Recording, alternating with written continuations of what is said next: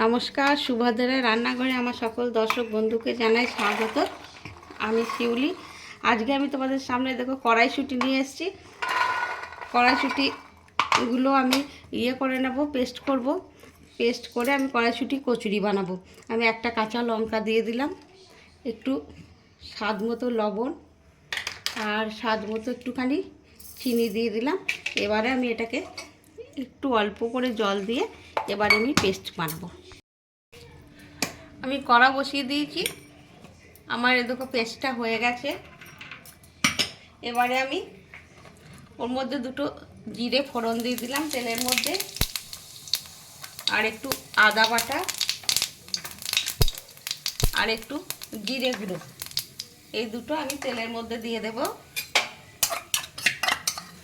একটুখানি এটাকে আগে একটু নেড়ে নেব।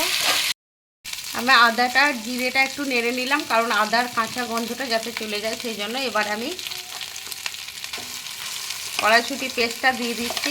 কড়াইশুঁটির মধ্যে আমি কাঁচা লঙ্কা আর নুন চিনি দিয়ে দিয়েছি।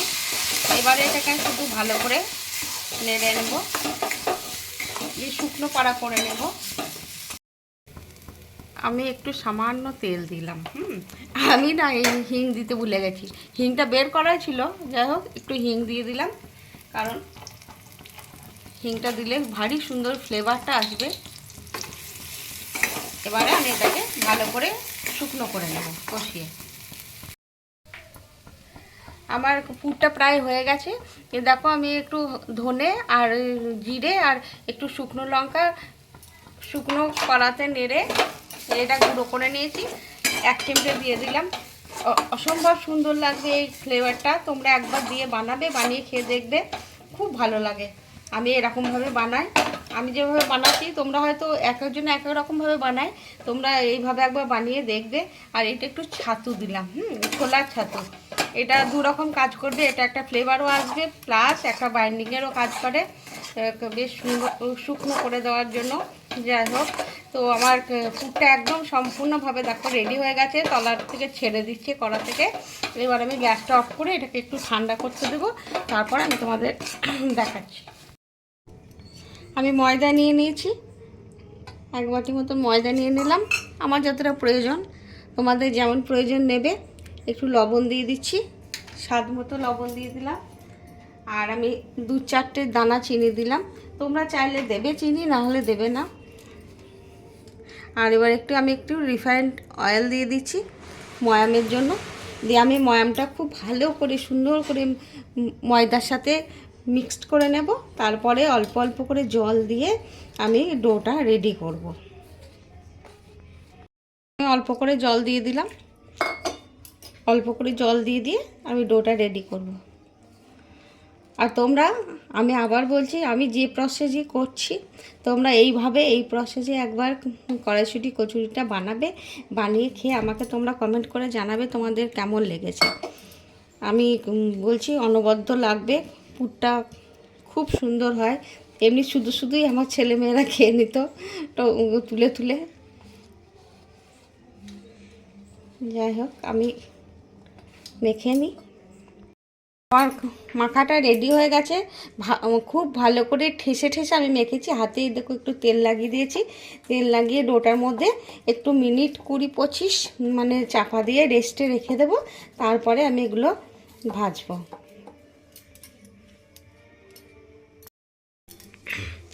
এবারে আমার দেখো ডোটা রেডি, 20-25 মিনিট হয়ে গেছে। এই যে তোমরা দেখো সুন্দরভাবে আমার ডোটা সেট হয়ে গেছে। এবারে আমি লিচি কেটে নেব। লিচি করে নিই প্রথমে কয়েকটা। আমার লিচি করা রেডি হয়ে গেছে। এবার আমি এই যে লিচিটাকে দেখো বাটির মতন করে করছি, একদম পুরো বাটি ডিজাইন করে নিচ্ছি। এবার আমি ওর মধ্যে পুরটা ভরে দেব।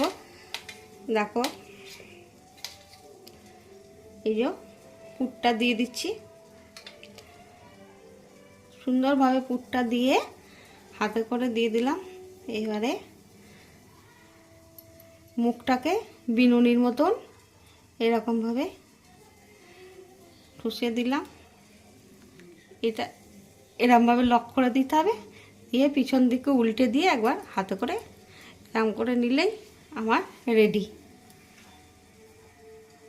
একদম রেডি হয়ে গেছে।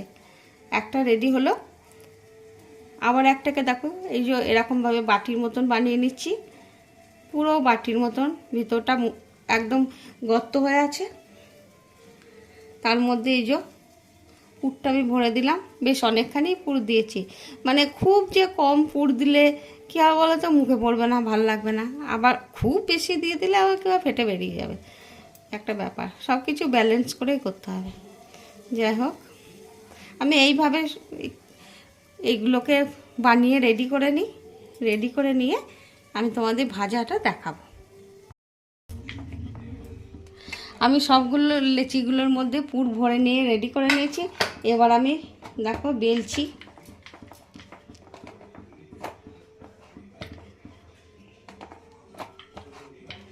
একটা বেলা আমার একটা হলো,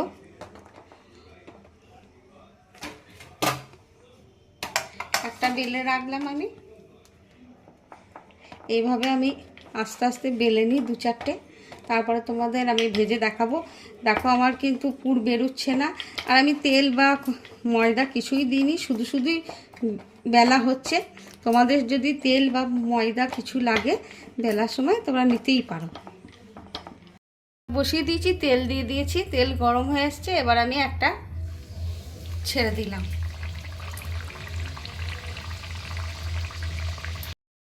দেখো ভারী সুন্দর ফুলেছে, কিন্তু খুব সুন্দর ফুলেছে, কচুরিটা আমার দারুণ ভালো হয়েছে দেখতে, আমি জানি খেতেও অনবদ্য হবে। যাই হোক, আমি এটাকে তুলে নিলাম।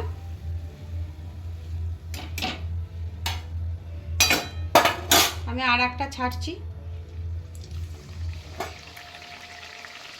এইভাবে আমি এবার বাকিগুলো একটা একটা করে ভেজে তুলে নেব।